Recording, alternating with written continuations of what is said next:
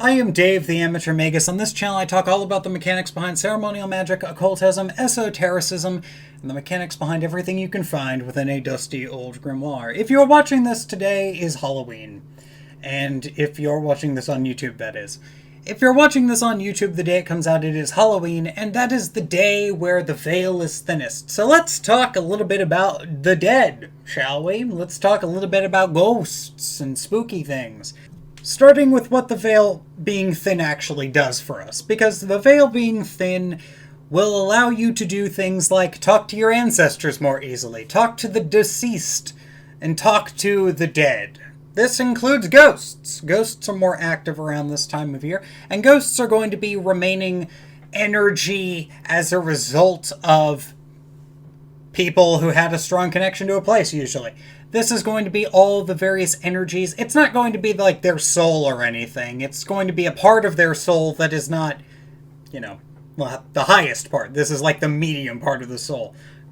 Because they have left their corporeal, skeleton-wearing flesh armor, and they have ascended into a less physical mode of transportation, that being that of a spirit. And this is going to lead to, depending on how things go, some of them will remain in the physical realm, or close to this physical realm. They are still a spirit after all, so you can't really see them, but they'll be very close to the physical realm, and that will stop them from having that medium part of themselves pass on peacefully into the next world, where spirits are converted into more beneficial forms for those spirits, such as living saints, such as mild tutelary spirits, whatever they decide to be in their next life.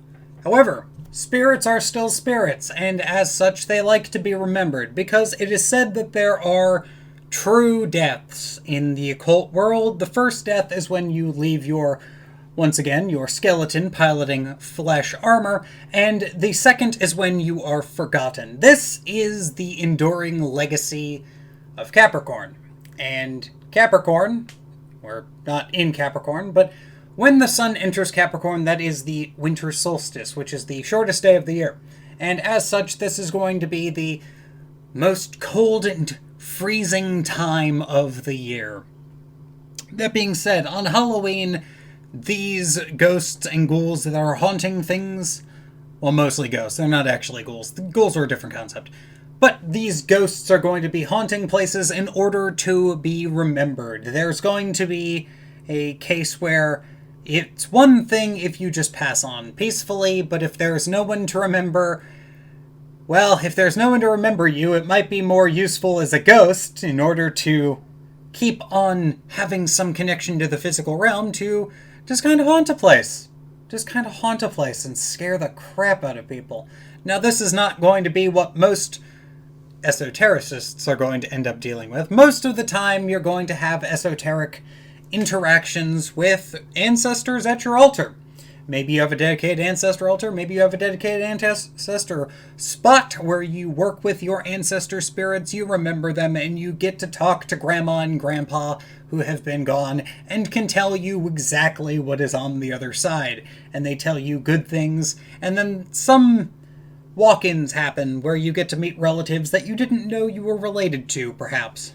It is up to you to decide how you navigate these situations. That being said, I personally don't work with ancestors very much. That being said, I do thank them, and I do appreciate their work that they do on Halloween. Today, if you are watching this on YouTube.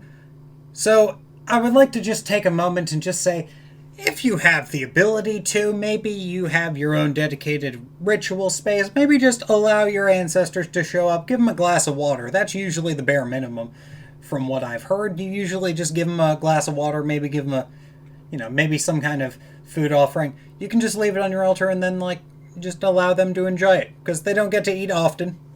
And the veil is thin enough to where this is a tradition in multiple cultures. So yeah, just wanted to say Happy Halloween. Impart a little bit of information about ancestor work on when the veil is thinnest, which would be tonight, and to remind everyone that if you can, just leave a glass of water out for your ancestors. So yeah, happy Halloween. Hope you guys have a good day. Hope you guys remember your ancestors on this wonderful special occasion. I have been Dave the Amateur Magus, and More specifically, hope you have a good evening. If you're not having a good evening, hope your evening gets better. Take it easy and happy Halloween.